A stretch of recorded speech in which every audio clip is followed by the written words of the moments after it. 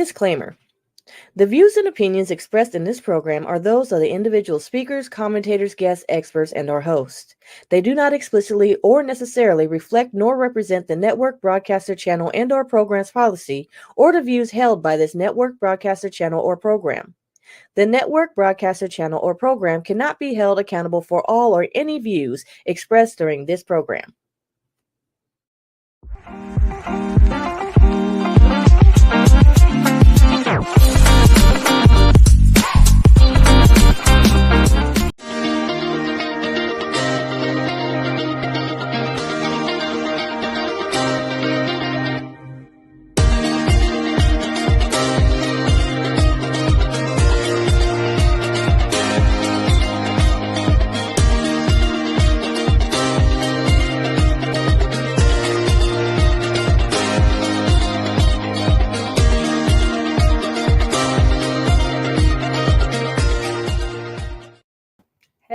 Hello, Fem Talk Nation. We are glad to have you back with us this Tuesday evening. So, without further delay, let's bring in She Talks. Hey, Fem Talkers. Hello. Yes, so listen, everyone, we have a great show for you tonight, and we want to start out with our question of the evening.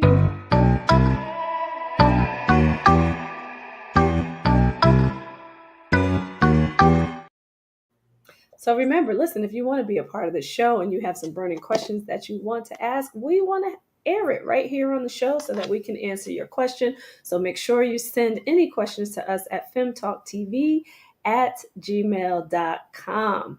So tonight's question is, I have a friend who only reaches out when she needs something, whether it's advice, help with something personal, or emotional support. But when I try to share what's going on in my life, she either changes the subject or disappears.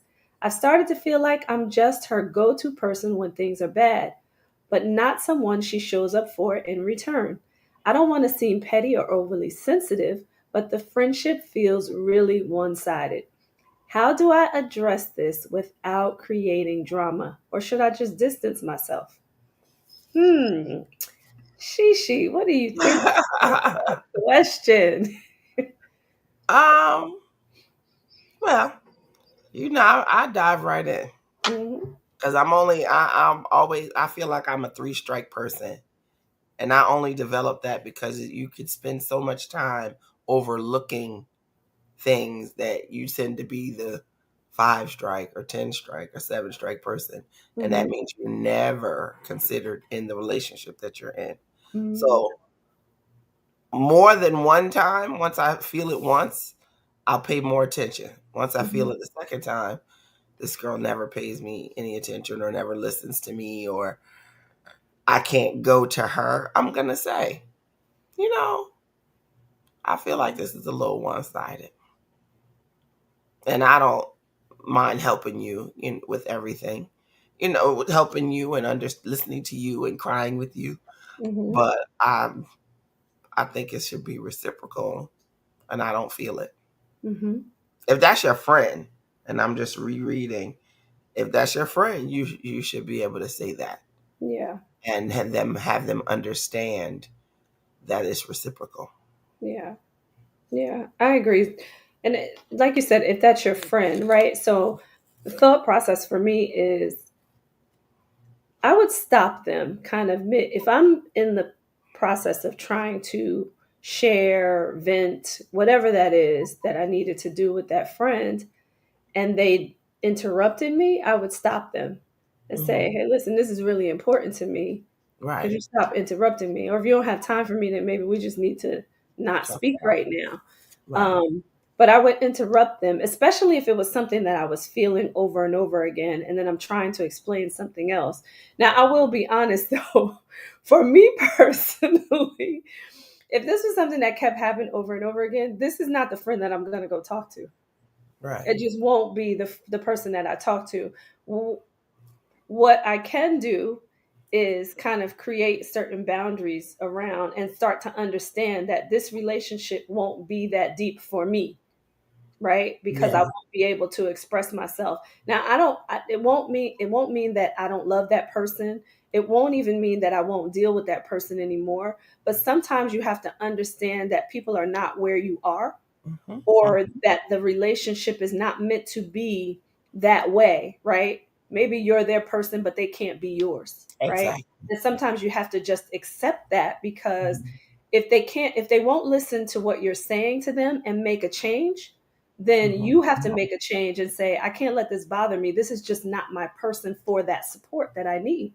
Right. Sometimes you have to be able to move on in that way. And I'm, we talk about, not throwing people away. I'm not saying throw that person away. Right. I'm Right. just saying that you may have to have a different relationship with that person, and Well, be okay with that if they're You not know what that you're looking that's what I call like that long handle spoon. for. Hmm. It changes the dynamic of your relationship Hmm. because it's not a give and take. It's no reciprocation. Yeah. And maybe. And actually she's answered her own question in a sense that she needs to do a little bit of both. Maybe you Hmm. should address it without creating drama. You don't have to say, "Oh, you never listened to me." It's the delivery that's going to help Yeah, I you. was gonna say it's the Um, way in it's which a you. way to say, "I really not don't feel heard by you, Hmm. and I'm your friend or you're my friend, and I Hmm. want to tell you."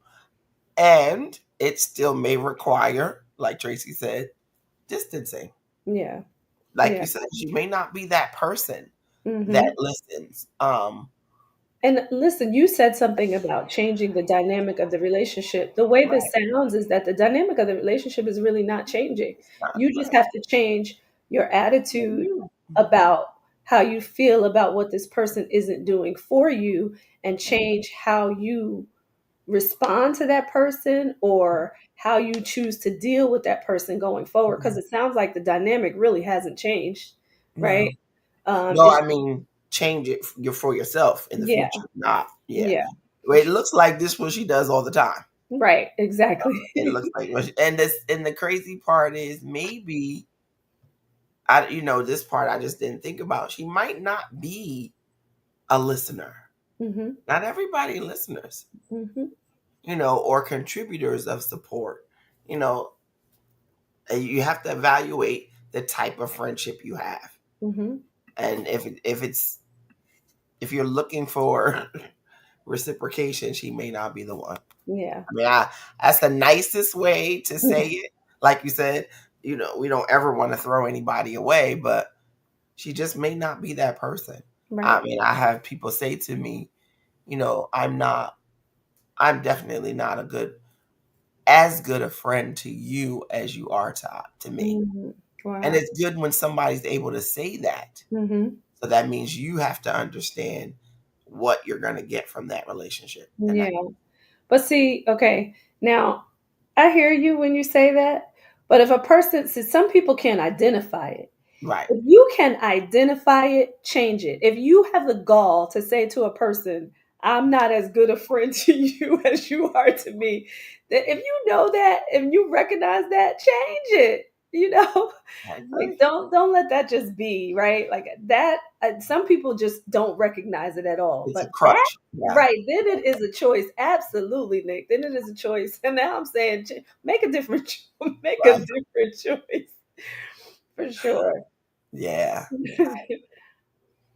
So we definitely want to get your questions. So make sure you keep sending them in, because questions like this are quite interesting, and we definitely want to give you our opinions and insights, and just to have a conversation with you. So email us again at femtalktv@gmail.com. All right, so we have a segment now, and it is Wellness Unfiltered, everyone.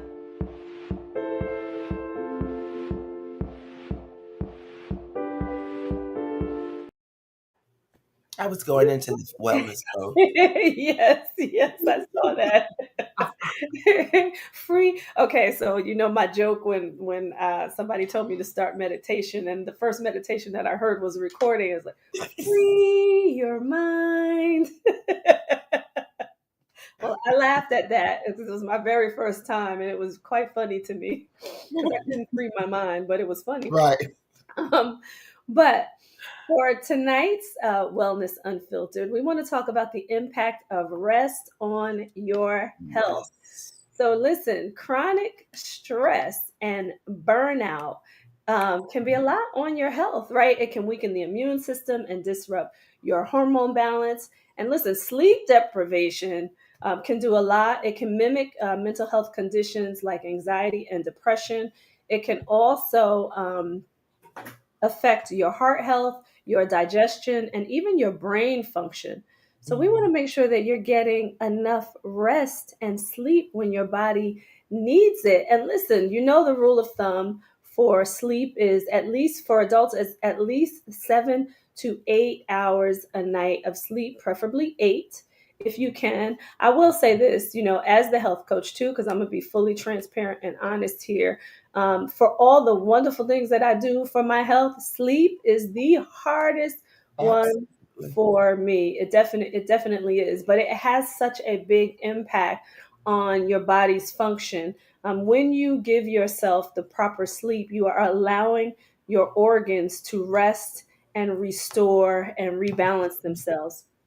And it is really, really key. And I'm going to put this out there too. If you can rest within the circadian rhythm, meaning if you can rest at night and wake up during the daytime, wherever you are, right? So we won't mention time because you can be anywhere in the world. But nighttime for you is the time when you sleep, hopefully, if you can. And then the daytime is when you get up and do everything that you need to do. It definitely matters going with the circadian rhythm as well, with the sun and the moon. All of that has an effect on your body. So just wanted to mention that as well. But one of the biggest things that you should be doing for your body is sleep and rest. I think I probably focus on it because I have a hard time sleeping longer than 4 to 5 hours. I would have to be extremely exhausted to get Mhm. 7 and 8, and I don't know why. But some of the things that I probably should work on, and I would like to share with everyone here, is the things that may trigger your awareness or awakeness in Mhm. your room when or wherever you sleep. We have clocks. We have the clocks that'll turn on. Some people sleep with their phones directly next to their beds, That's a tablets. big no no. You'll hear people who do sleep studies tell you to put those devices outside of your room, not just away from your bed, completely outside of your room, because the notifications will go off or the light will come on, or if that's your alarm clock, put it further away. So it'll wake you up. You'll have to get up to get it, but in the evening or over the night, throughout the night, the notifications won't remind you. You want to be mindful of putting on do not disturb. You Mhm. want to be mindful of what comes in your windows. I'm not a curtain person, let's be clear. But if I felt as though the light was hindering any kind of light, whether it's street lights or your house lights or whatever, um, come through or peek through your windows, think about darkening your shades. Yeah. And just for that reason, just so that you can have complete darkness and quiet, um, meditation, prayer, Mm-hmm. hot tea. I'm just randomly naming things that are Yeah. gonna help you relax so that you can actually drift off and get that full rest. Yeah. And start a ritual, right? Start a bedtime ritual for yourself. Oh, one of the things you didn't mention, turn off the The TV. TV, Turn off yeah. the TV. You see But how I kind of left that with a lot of yeah, exactly. subliminal. Exactly.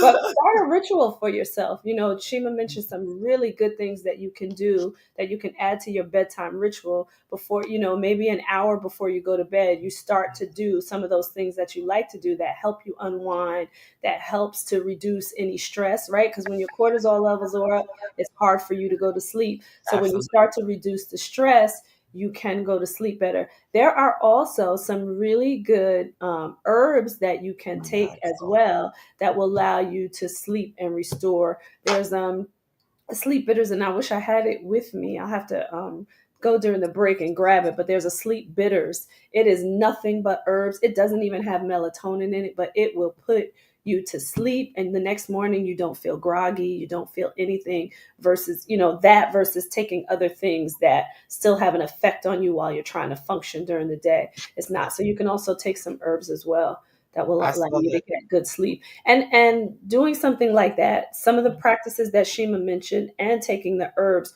will not only allow you to fall asleep, but also allow you to get REM sleep, which allows you to get the sleep that you need. The sleep that you need in Restorative order, sleep. right? That exactly. Because sometimes we're sleeping, but we're not in that restorative state of sleeping, and that's Absolutely. key. That's important. And our producer put a sign up just now about eating so late. You Mm-hmm. know, most experts will tell you 2 hours minimum. Don't eat anything within 2 hours. I Mm-hmm. have to add on to that drinking, because I drink water all the way up to I close my eyes. So, of course, I'm waking and I'm going to the bathroom throughout the night. Yeah. That is a practice that I've lately been trying to incorporate into my sleep process because I will forget. I'll Yeah. drink a bottle of water before I go to bed. And why agitate yourself? Why awaken yourself if you don't have to? Yeah, and when it comes to eating, your largest meal anyway should be lunchtime. It should not be dinner. I know most people think that the largest meal should be dinner, but it's not. It should be lunch because your body's at its warmest at lunchtime. So you want to create, that rest also in your body in the Mhm. later hours of the evening, where you've already given your body an opportunity to digest the heavier foods, the bigger meals that you've taken. So that should be at lunchtime and not at Absolutely. dinner. So consider that as well to help you get sleep. Hmm. I Oh, love wellness. me too. You Me too. got in my head. I'm listening to the music. Dee, dee, dee, dee, dee. Free your mind. Okay, sorry, I'll stop doing that now. Right. But Yes. in the latest news for our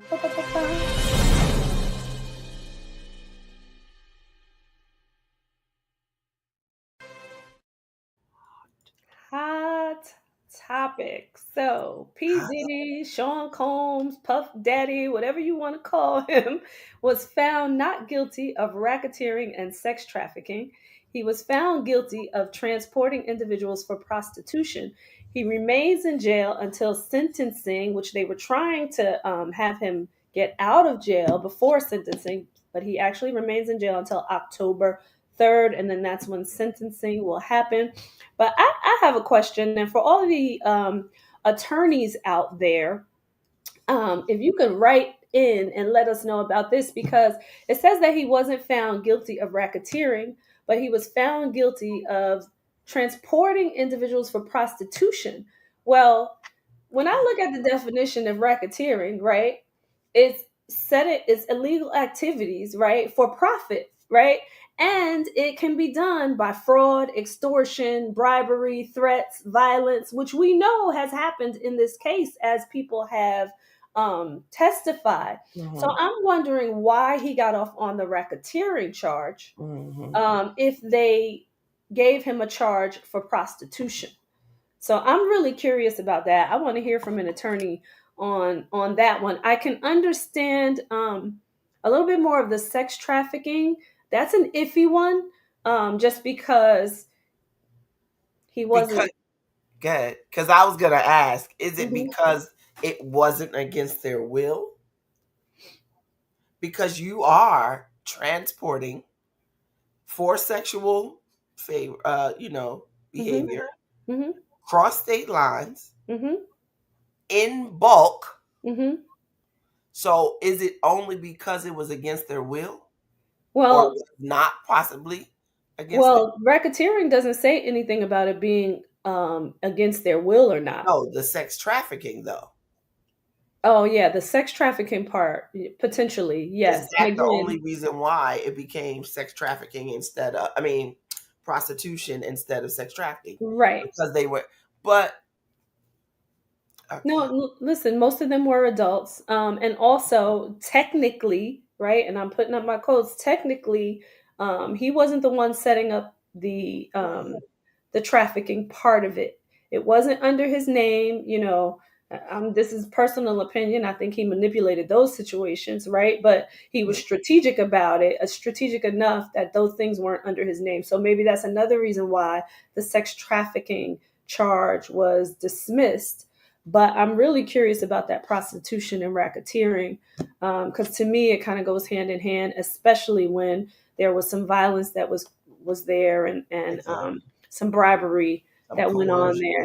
and Yeah, I think there was some coercive activity, which is in racketeering, which may not be in the trafficking, right? So when you talk about will or not, I don't think coercion is a part of the sex trafficking. I'm not sure about that though, because I am not an attorney, right? right.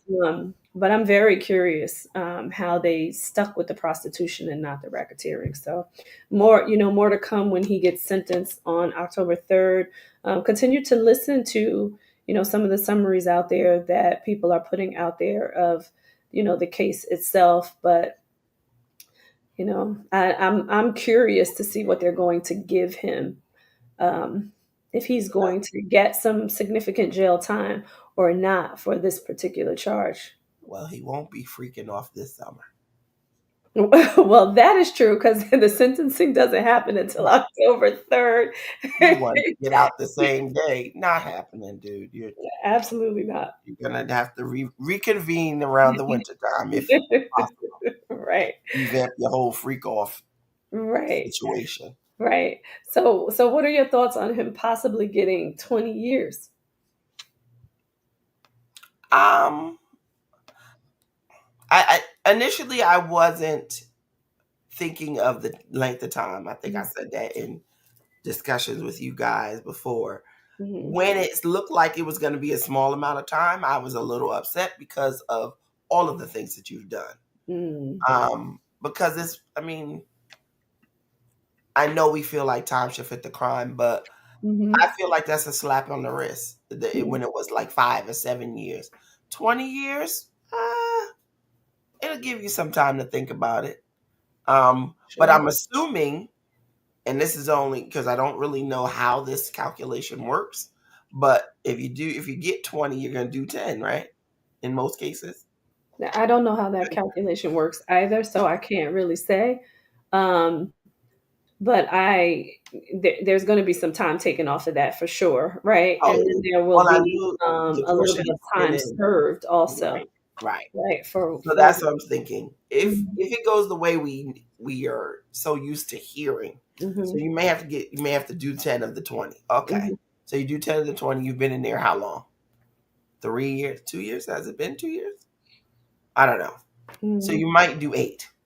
Yeah, I think it's only been a year, right? If I'm not mistaken, it's I don't 1 know. year. Yeah, it's 1 year. 1 year. Oh, So it's only it would 1 year. only Okay. be if they gave him time You served, it would might do only be 8 or 1 9. year. It's still a limited amount of time. I Mm-hmm. I didn't expect life. I Mm-hmm. didn't expect any kind of. I Mm-hmm. don't know. I didn't expect such meager charges either. Let's just be Mm-hmm. clear. Mm-hmm. I thought that the prosecutors were going to be extremely prepared, overly prepared Mm-hmm. with the way that they went after him. So that was surprising to see that they didn't have a whole lot of evidence or Mm-hmm. a real plan. I don't, like I Well, said, I'm not a lawyer, yeah, but a real concrete plan to kind of hit this one out of the park. And yeah. Well, the cases weren't open to the public, right? I mean, the court wasn't open to the public. However, when you heard the summaries of what was happening on a day-to-day basis in court, there was a lot of storytelling, yes, um, no which real, is not going to cut it when it comes to the law. exactly. And that's something that the jury has to consider, right? Unfortunately, even if you believe the stories, right, what is it under the letter of the law? So, and I'm just, this is from a person who was listening to all of the summaries. Again, they were summaries, it wasn't actual um, court documents. That I didn't read any court documents or anything. It was Right. just summaries of, media that was actually in the courtroom. And But it was limited account, the personal account. facts, Yeah. yeah, the facts for the law was limited versus the stories that were being told about his activity. So it's disturbing because, like you said, the prosecution should have been more prepared to support the letters of the law when it came to the charges that were brought against him. And that did not happen, in my opinion, based on, again, the summaries of what happened in court. Exactly. Yeah. I agree. Yeah. So, So you know, we'll see what happens on October 3rd. You know, mark your calendars, take a look at that. I'm sure you'll see it pop up on every media, right, facet. But yeah, interested to see what happens there. Yeah. I hope, because now we're gonna, and this is kind of like a prelude to our topic for tonight. But what I do want to say about something that he has been doing on social media is calling on the Lord. This is something that he's been doing. Yeah, I know, the piercing your lips. He's been calling on the Lord, right? So, so I hope that he will start to learn his lesson and start to make changes and consider that potential jail time that he's going to do, because I'm sure his attorneys have summarized what he, like, the maximum that he can do, right? And then also the minimum that he can do. I'm That sure he they can get. summarized all of that for him. So I hope that he will take this time to consider the type of person that he has been, especially when you had so many, I mean, multitudes of people coming in to testify about him and tell their stories about him. You know, in my personal opinion, it was disgusting behavior, right? So, and I hope he considers the effects that he has had on other people and be a better person going into whatever jail time he's going to do. But you know, you're calling on the Lord now. You should have considered that Right. a long time ago. So we're going to take a quick commercial break, but tonight's topic is religion versus relationship.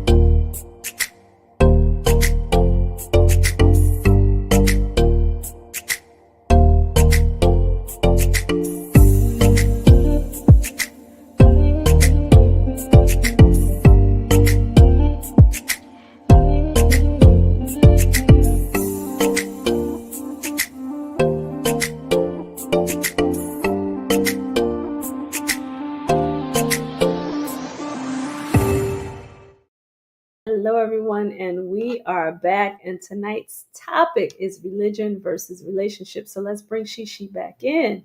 Hey, you. Hello. So, what is religion? I want to give you the definition when you Google it. The definition when you Google it. So, one of the definitions I is, was gonna say so many, but yeah, but one of them is the belief in and worship of a supreme human power or powers, especially a god or gods. But there's another one that says a particular system of faith and worship. And I thought that was interesting, that it said a system, right? Like many other systems out there, but we're going to talk about the system of religion. So, what is it to you, Shishi? from to me, and I guess in just regular layman's terms, it's a way of. I don't consider it. What happened? I That said, took you the took words the out of words your right out of my mouth. mouth. It is a way of believing, a way of practicing, a way of, you know, showing or learning or I guess experiencing spirituality or your relationship with whatever higher power. For me, it's God, it's Jesus, it's Mhm. It's my Lord, my Savior. So I think it's the avenue to my spirituality as opposed to my spirituality. Hmm. Yeah. It's how I get there. Now, you know, my How I, wheels are spinning. huh? When I think about it, my wheels are spinning a little bit because my question is, right, is it really a way to spirituality? I agree that it's a way to practice, it's a way to worship, it's a way to learn, Mm-hmm. right? Um, but when you say a way to spirituality, I think I challenge that a bit. Mm-hmm. I don't really believe that it's a way to spirituality. I think it's just a way to learn more, right? Mm-hmm. Um, I think the spirituality part. Well, if it's a tool, it Hmm. depends on what what spirituality means to you as well. It's Hmm. a tool. Religion could be a tool towards it. It could be for the Bible. It could be the church. It could be the way you pray, the way you worship, the Hmm. rituals you follow, Hmm. the social organizations you are part of, the Hmm. moral code you choose to follow. I feel like it's a pathway to spirituality, whatever that is for you. Yeah, I still challenge that. I don't Mhm. think that I agree with all of those things except for the Mhm. spirituality part. I think Oh, the okay. spirituality part is Straight. more innate. Yeah, I agree with that. I believe religion is something that is taught to Hmm. learn, to guide you, yes, to a Hmm. place, right? But Right. I think that I agree with that part of it. I just think that the spirituality part is innate. It's innate. And it make your spirituality may grow from the learning that you are being taught in whatever system you're in, right, Hmm. as you are practicing. But I think the spirituality starts to come when you start to have a connection and relationship with what they are called, I say God, but what they say calling a higher power, or I think that spirituality comes in as you are learning. But I think it is totally separate from the religion. Now, the religion might get you there. Hmm. 'Cause oftentimes, right? Because we grew up in the church, right? Oftentimes, it's the introduction, right? But let me give you an example because maybe this clears it up a little bit better from where I'm coming from. So we grew up in church, right? We had the system, the practice, the worship, all good, right? To me, like for the most part, everything was all good, right? But my spirituality didn't come into play until I was 22 years old, until I Hmm. had that connection with God on my own, until I experienced God on my own, right? Now, all of this, I was learning and growing and worshiping in church, right? I was learning the Bible, all of that. But the spirituality part for me didn't come in until I had that moment where I knew that I was connecting to God, where I really knew that, oh, God is there. God is real. I didn't feel that until 22, even though I was practicing and I was doing things that even at like 8 years old and 9 years old, um, that because I wanted to be closer to God, but I didn't really feel Him innately until 22. I don't know, but I think that's what I was said or meant, meaning it was the road to. Not Hmm. that it created spirituality in me, Hmm. but it was the road to. It was part of the ritual.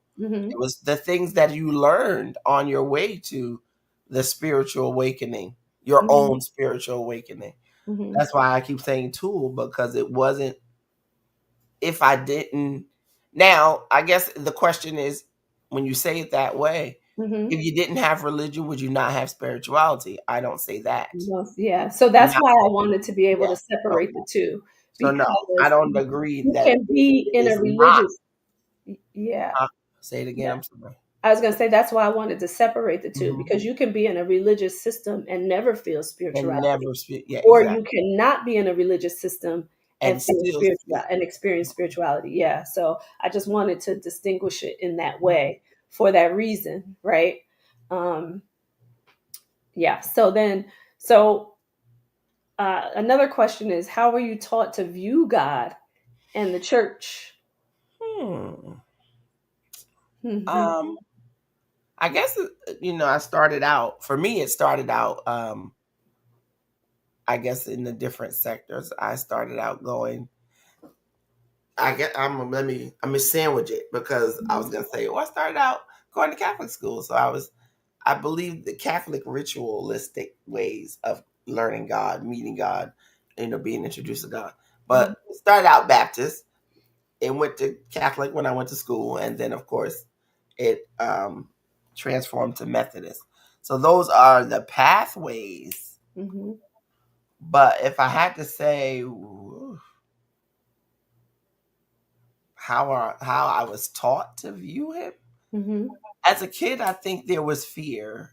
It was a little. You should fear him, Mm-hmm. and what he is capable of doing, and you have to go to church because that's in the teaching and being young and really not understanding. You felt like the only way that you were going to encounter him regularly was in church. Mm-hmm.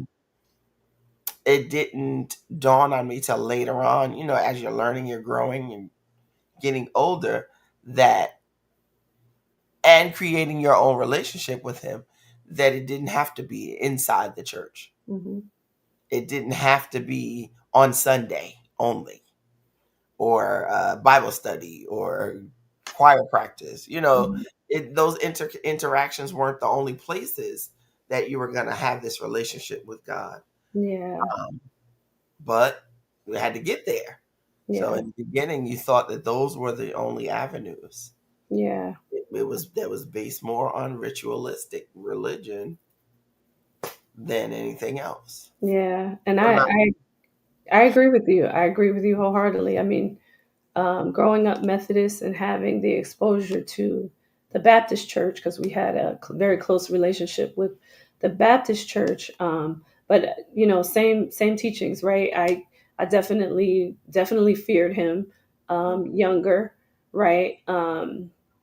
Always thought about, ooh, I don't want to do anything to create the you? wrath of God, right? Like that was Exactly. something that was taught back Mhm. then. But that point that you made about where you can only How- experience God in church, that would be your only encounter. I Right. definitely thought that initially, right? Yes. Especially because we were in every activity that church had, and from all year round too, right? We had to go to Yes. vacation Bible school in the summertime, and always doing activities around the church. All of the missionary work and all of the serving came around what was happening with the church. But God is the church, right? And the church can be anywhere that you choose to walk. And you should take the church, God, With you. with you everywhere that you go. Absolutely. So when you're in the grocery store, you should treat people as if they were walking into what people like to say, and I'm putting up my quotes, the church, because that's how you're supposed. God is the church. So Mhm. you should be walking with God every day and treating people like they're coming in church, you know, Every day. we put the quotes That's up every day, right? that's that's right. But I definitely feel like um, some of the ways of religion were misconstrued for people, Yes. right?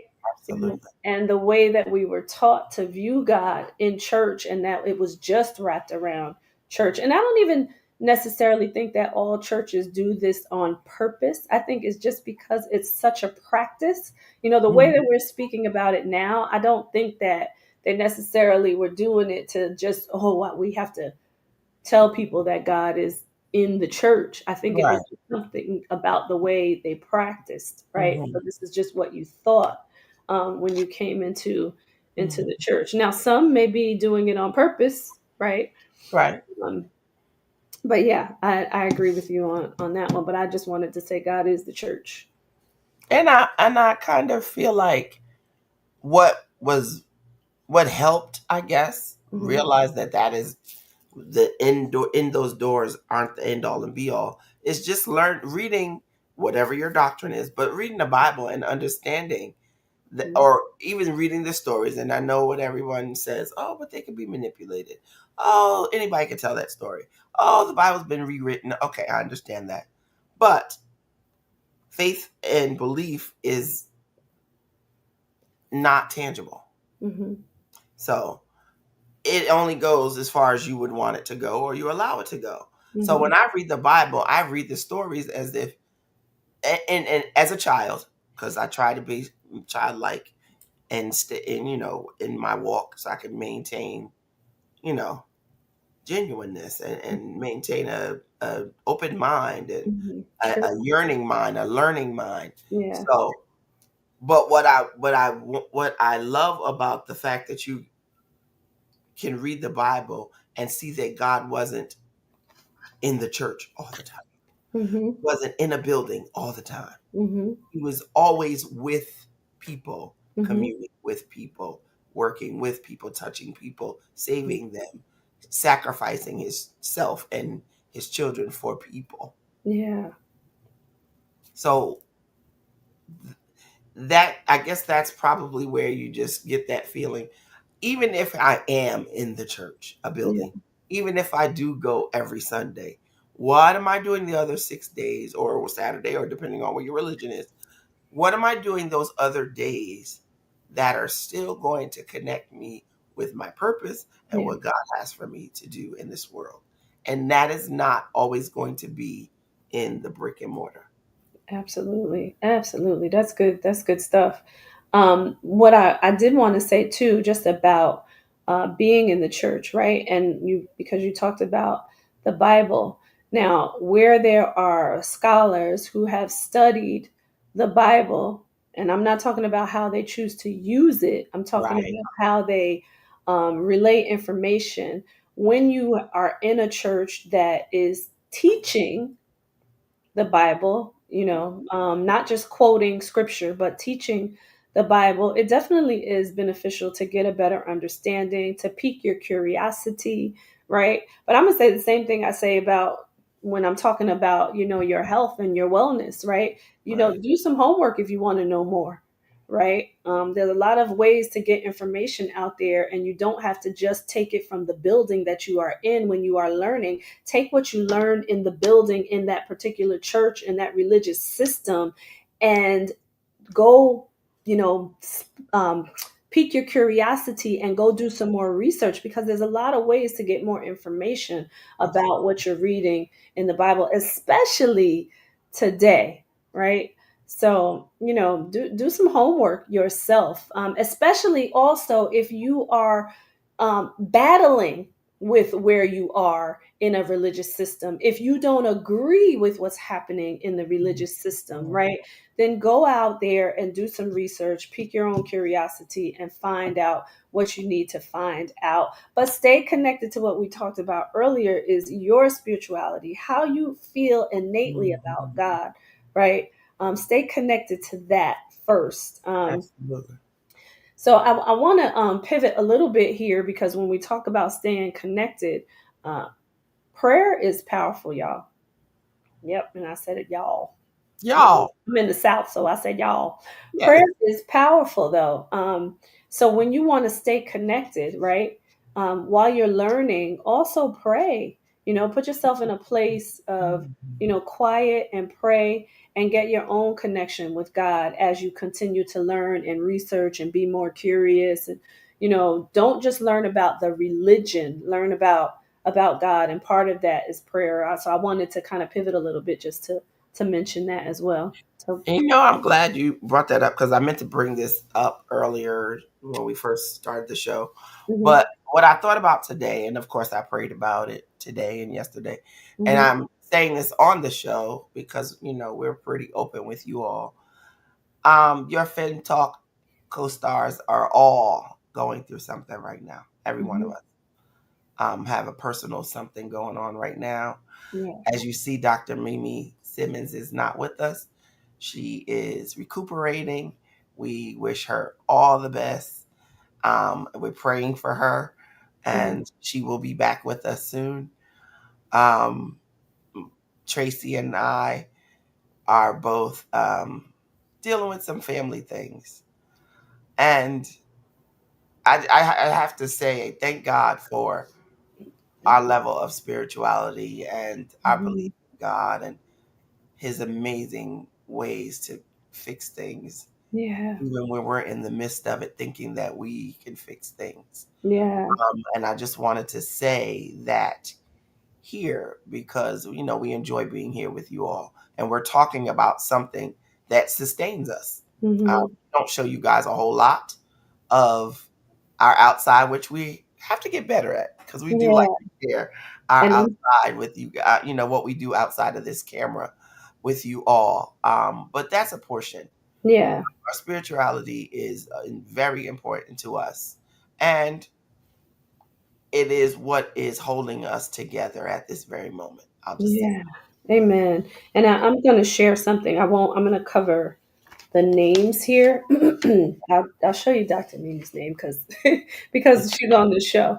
But this is a prayer list. And I did this prayer list this way because I wanted to have it in front of me every day every day. with the names every day. So I didn't just want to put it in a book and then the book sits on the side. No, this sits on my computer so that before I start doing anything, right? I start my day, I get on my knees and pray in the mornings, right? Yes. But I wanted this prayer list throughout the day because I want to pray for those on my prayer list throughout the day. So it sits on my computer. And I've been very intentional lately about when somebody says to stop and pray, and this is why I created this. When somebody says to stop and pray, I stop in that moment and pray. I don't want to tell anyone any longer that I'm going to pray and then I'm getting busy and I don't pray. So I stop and I Absolutely. pray and Absolutely. then I continue with my day. But what I also do is write the names down now on this piece of paper so that I can continue to pray for that person in their situation. So when she said, we don't share a lot of times what we have going on personally, this is just one of those things that I do. Whatever it is for you, make it so that you can continue to practice. And this is not about religion. This is about my spirituality and my connection with God. But make it so that you can practice the things that you need to practice in your faith and your Mhm. connection with God, um, to continue your days and make life better for you. Because that's what this does, for me and for the people around me. I believe in prayer. I believe it works. Prayer in numbers is even better. So, this is why I have this there. But I wanted to share that because we talked about sharing what we do. Absolutely.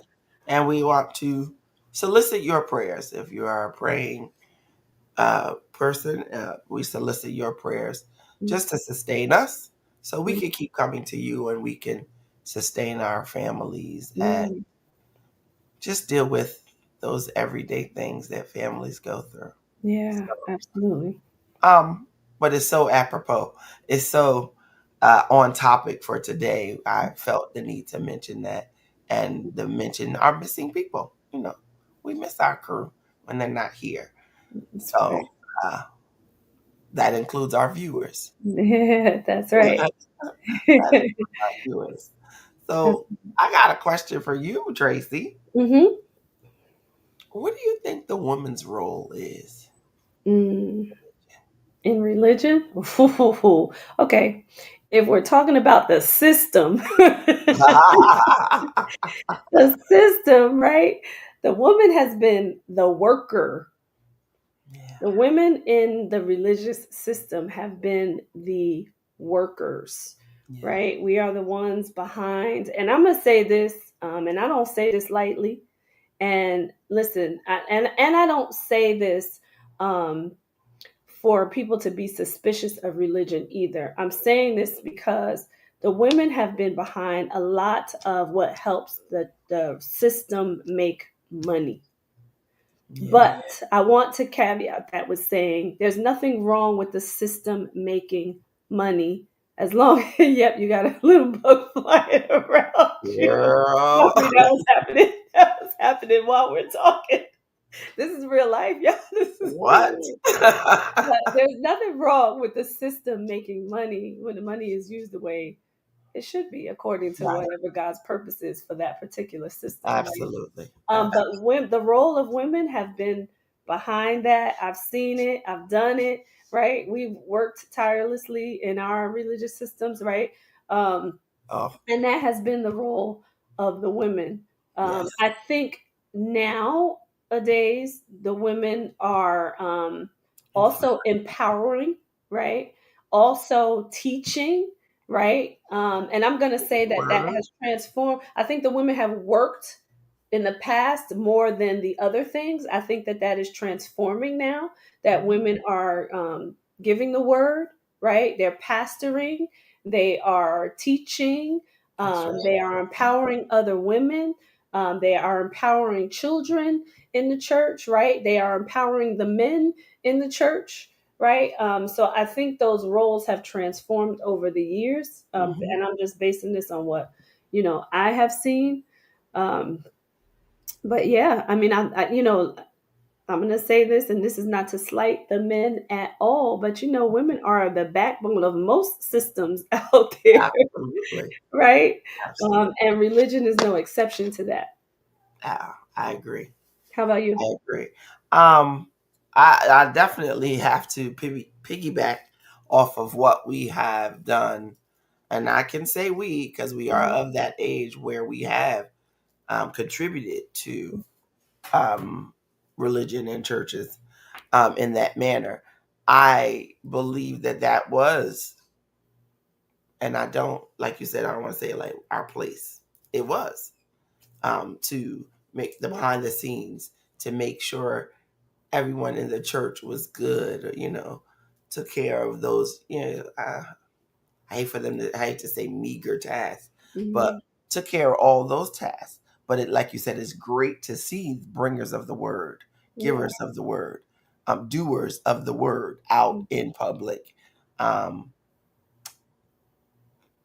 I think we still have an obligation to be that nurturing being, mhm, um, because that's just what women are, mhm, regardless of religion. So, like you said, we're powerhouses, so we do both.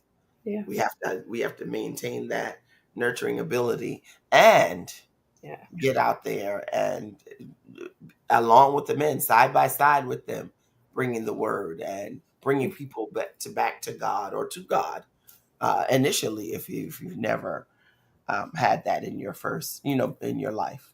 yeah. Oh man, this And little but bug. you said, and you said something powerful, right? Which I think that for me, I'm going to say this personally, right? Because I don't tell people how to practice or where they should go, right? But for me, being in a system, it's important that they are bringing people to God, and that is part of the focus, right? Because that's what God wants. He wants us to commune, but He wants people to know who He is, right? Right. So, as believers, as those of faith, that's what we should be doing, bringing people to Absolutely. God.